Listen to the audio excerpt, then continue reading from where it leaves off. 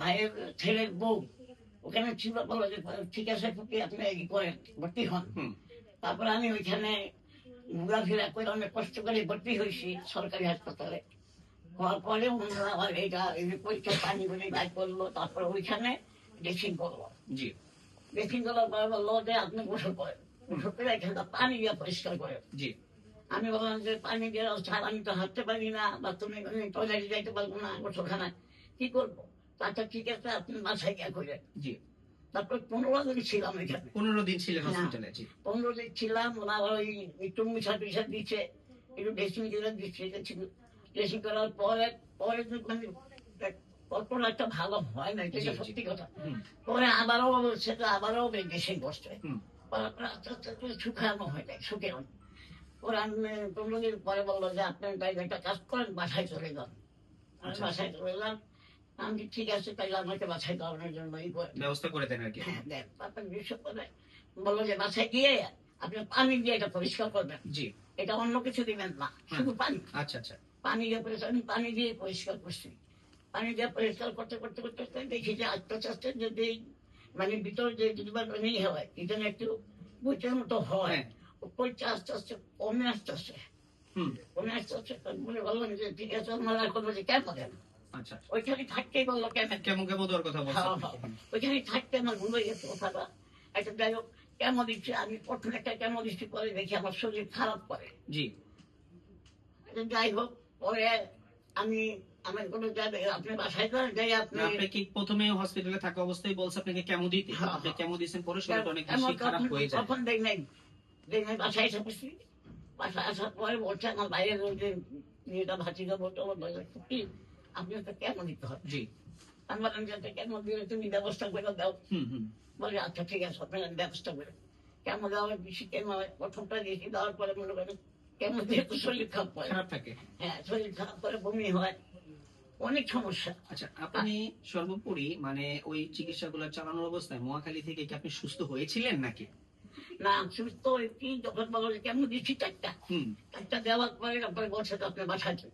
মানে বাসায় চলে আর লাগবে না, আমি বলছি যে আরো লাগবে আটটা। হুম। আচ্ছা আমি বলছি না স্যার আমি আর দিব না। জি, তারপরে বলছে যে কিভাবে রেডিও থেরাপি দিতে হবে। হুম, বলছি স্যার আমি শরীরে পুরাতে পারবো না স্যার।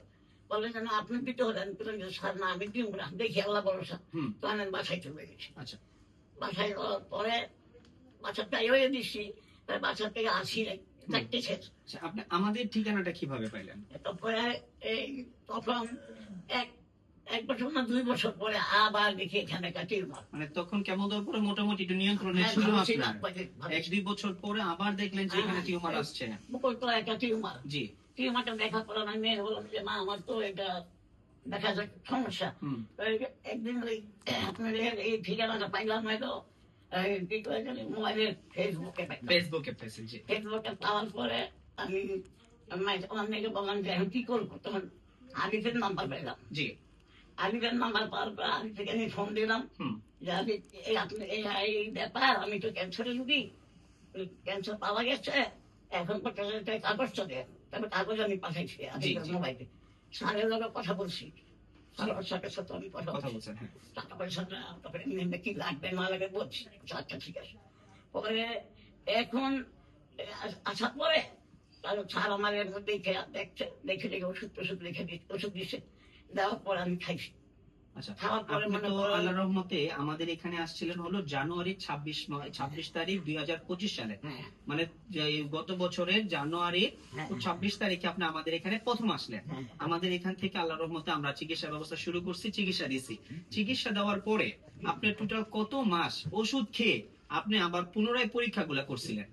4 মাস ওষুধ খেয়েছি, 4 মাস। 4 মাস আমাদের এখান থেকে ওষুধ খাইছেন। হ্যাঁ, 4 মাস। ওষুধ খাওয়ার পরে আপনারা আমরা যেটা সবসময় বলে থাকি যে 4 মাস পর আমরা পরীক্ষা করাবো, আমরা সেই পরীক্ষাগুলো করাইছি। করাইছি। পরীক্ষাগুলো করানোর পরে আলহামদুলিল্লাহ আমরা রিপোর্ট অনুযায়ী দেখলাম, যে রিপোর্টটা বর্তমানে আমার হাতে, রিপোর্ট অনুযায়ী আমরা দেখলাম যে আল্লাহর রহমতে ওনার যে বগলের এখানে বা বেস্টে যে টিউমারটা ছিল ওটাতে যে ক্যান্সার ছিল, ক্যান্সারিয়াস যত মার্কার গুলো আছে সবকটা ক্যান্সারিয়াস মার্কার অলরেডি নেগেটিভ। এবং ওনার এই যে টিউমারটা ছিল, টিউমারটা যেটা কিনা কিছুদিন আগেও বলা হয়েছিল, 4 মাস আগেও যেটা বলছে যে ওনার ক্যান্সার ছিল, সেই জায়গাতে বলা হয়েছে নেগেটিভ ফর ম্যালিগন্যান্ট সেল, মানে এই জায়গাটার মধ্যে ম্যালিগন্যান্ট সেল অলরেডি নাই। সেই কথাটা আমাদেরকে ওই রিপোর্ট অনুযায়ী বলে দিছে। আচ্ছা, 4 মাস ট্রিটমেন্ট করার পরে আমরা আপনাকে 5ম মাসে পরীক্ষাগুলা করাইছি। করানোর পরে আপনি আল্লাহর রহমতে আমাদের যে অন্য আরেকটা রুলস যেটা আমরা বলি যে আপনারা টোটাল 1 বছর এই ক্যান্সারিয়াস ডোজ গুলো কন্টিনিউ করবেন। আপনি আলহামদুলিল্লাহ বর্তমানে 9 মাস পর্যন্ত আমাদের এই ডোজ গুলা কমপ্লিট করছেন। আপনারা দেখেন যেখানে প্রথম থেকে প্রায় 9ম মাস পর্যন্ত 9টা প্রেসক্রিপশন আমাদের হাতে আছে। উনি বর্তমানে আলহামদুলিল্লাহ 4 মাসে যখন প্রথম জানুয়ারি 26 তারিখে যখন আমাদের এখানে আসে, আমরা চিকিৎসা শুরু করে আমরা জুন মাসে এই জুলাই মাসের 15 তারিখ আমরা আবার ওনাকে পরীক্ষা করছি। 4 মাস পরে আমরা আবার পুরো এই পরীক্ষাগুলো করার কথা বলছি ওনাকে। ওই পরীক্ষাগুলো করার পর আলহামদুলিল্লাহ দেখলাম যে বর্তমানে সম্পূর্ণরূপে নেগেটিভ আছে। এখন কথা হলো আল্লাহর রহমতে আপনি যে ক্যান্সার থেকে মুক্তি পাইলেন আল্লাহর রহমতে, স্যারের সহায়তায় আল্লাহ যে আপনাকে মাফ করছে, এই বিষয়ে আপনি একটু বলেন। বিশ্ববাসীর কাছে আপনি কি বলতে চান? স্যারের সম্পর্কে আপনি কি বলতে চান? আমি একটা বলতে চাই যে আল্লাহ রাব্বুল আলামিন যে আমাকে ভালো করছে, এখানে এসে আমি খাইছি, স্যারের ওষুধ খাইয়া ভালো হয়েছি।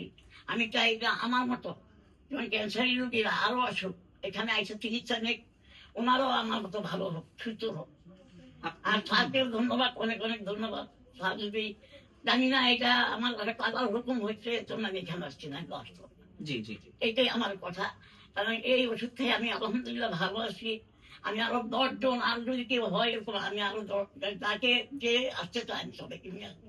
কারণ এখানে আইসা আমি ভালো হচ্ছি, আরেকজন ভালো হোক, আমি এটা চাই। এটা অবশ্যই চাই। আমরা এই যে মানুষ হিসাবে আমরা চাই যে মানুষের দিকে অন্তত মানসিক বিবেক থেকে ক্যান্সার আমরা হলো তাকে ব্যাধি। ক্যান্সার আগায় নিয়ে থেকে যেতে। বাইরে যাইবো। হ্যাঁ, আপনি বর্তমানে আল্লাহ রহমতে মানসিক ভাবে, শারীরিক ভাবে সম্পূর্ণরূপে সুস্থ আছেন? দিচ্ছি, কোনো আলহামদুলিল্লাহ। প্রকার সমস্যা কি আপনার আছে এখন? না, এখন কোনো সমস্যা নেই। আলহামদুলিল্লাহ কোনো সমস্যা নাই। ধন্যবাদ।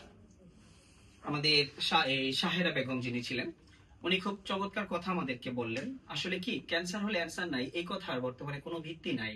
আমরা বলি যে গণস্বাস্থ্য হোমিওতে ক্যান্সার চিকিৎসক অধ্যক্ষ ডক্টর এস.এম. সারোয়ার স্যারের দীর্ঘ 27 বছরের প্রচেষ্টা আজকের এই ফল, ওনার সুস্থতা।